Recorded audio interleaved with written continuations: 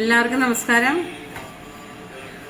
താളിൻ്റെ ഇല, ചേമ്പിൻ്റെ താളിൻ്റെ ഇല, കിളുന്ത ഇല എടുത്തിട്ട് ശാരേച്ചി ഉണ്ടാക്കണ മശത്തി എന്നാ പറയാ.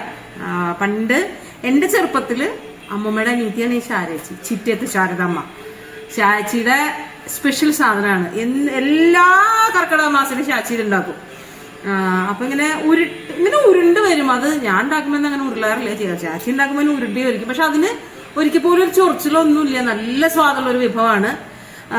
കിളുന്ത ഇല വെച്ചിട്ടാണ് ചെയ്യണേ. കാന്താരി മുളകായിരിക്കും ബെസ്റ്റ്. പക്ഷെ എനിക്കില്ല, ഞാൻ പച്ചമുളക് ഇട്ടിട്ടുള്ളത്. ഉള്ളിയുണ്ട്, ഉപ്പ്, ഇത്ര സാധനം ആവശ്യമുള്ളൂ. അപ്പൊ നമുക്ക് അടുക്കളയിലേക്ക് പോവാം. ഉള്ളി സവാള ഉണ്ടാട്ടോ. പച്ചമുളക്,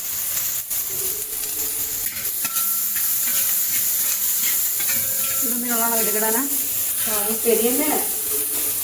ഒരു വിഭാഗത്തിന് പാവയ്ക്ക, ഒരു വിഭാഗത്തിന് ചാള്, വേറൊരു വിഭാഗത്തിന് ചിക്കൻ ഫ്രൈ കിട്ടും. ചിക്കൻ ഫ്രൈ കിട്ടില്ല. 7 ദിവസം കഴിഞ്ഞില്ലേ? നാറായില്ലേ? നാളെ മുറിക്കാലോ.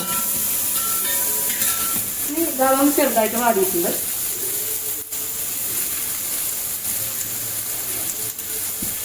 പുഴുവിന്റെ പോലെ ഉണ്ട് കാണാൻ. പുഴുവിന്റെ പോലെ എന്തൊക്കെ ഉപമേടി.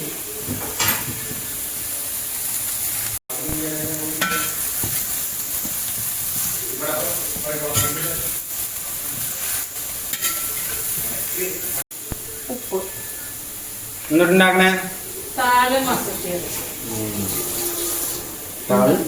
താളിന്റെ എല്ലാം മസത്തി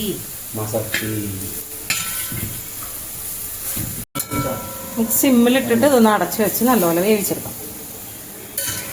ഇപ്പുറത്ത് ഞാൻ പാവയ്ക്ക മേടിച്ചിട്ടുണ്ടാക്കുന്നത്. ആര്? ഞാൻ. അടി പിടിക്കരുത്. കണ്ട, നമ്മള് നെല്ലിക്ക് അരിഞ്ഞ കൊനിഷ്ട് മാത്രമേ കണ്ടുപിടിക്കുള്ളൂ.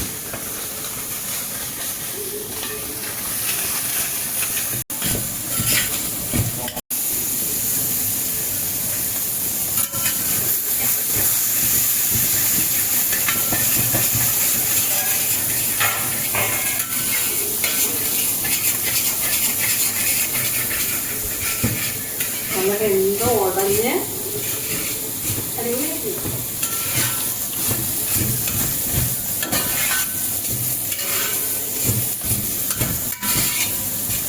സ്വല്പം വെളിച്ചെണ്ണ ഒഴിച്ചു കൊടുക്കാം. നമ്മുടെ മസത്തി റെഡിയാണ്.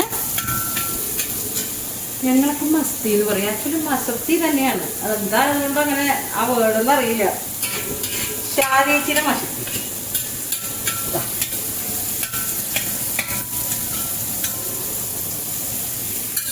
ട്രൈ ചെയ്ത് നോക്കൂ കേട്ടോ. ആക്ച്വലി ഇതിൽ ഇത്രയേ ഉള്ളൂ, വേറെ ഒന്നും നമ്മൾ ചേർക്കാറില്ല. ഇനി പുളി ചൊറിച്ചിൽ പേടിയുള്ളവർക്ക് വേണമെങ്കിൽ ഒരു കഷ്ണം പുളി ചേർക്കാം. അങ്ങനെ ഒരു സാധനം ഇല്ല ശരിക്കും. ഇപ്പൊ ഇതിലൊന്നും ഞാൻ ചേർത്തിട്ടില്ല, നമ്മുടെ വീട്ടിൽ ഉണ്ടാക്കുമ്പോഴും ചേർക്കാറില്ല. പക്ഷെ എന്താണോ ചൊറിയാറില്ല. അത് ചില ഇലയുടെ വ്യത്യാസമായിരിക്കാം. ചൊറിയുണ്ടെങ്കിൽ ഒരു കുഞ്ഞു കഷ്ണം പുളി ചേർത്തോളൂ. അപ്പൊ നാളെ പുതിയ വീഡിയോയിൽ വീണ്ടും കാണാം. നമസ്തേ.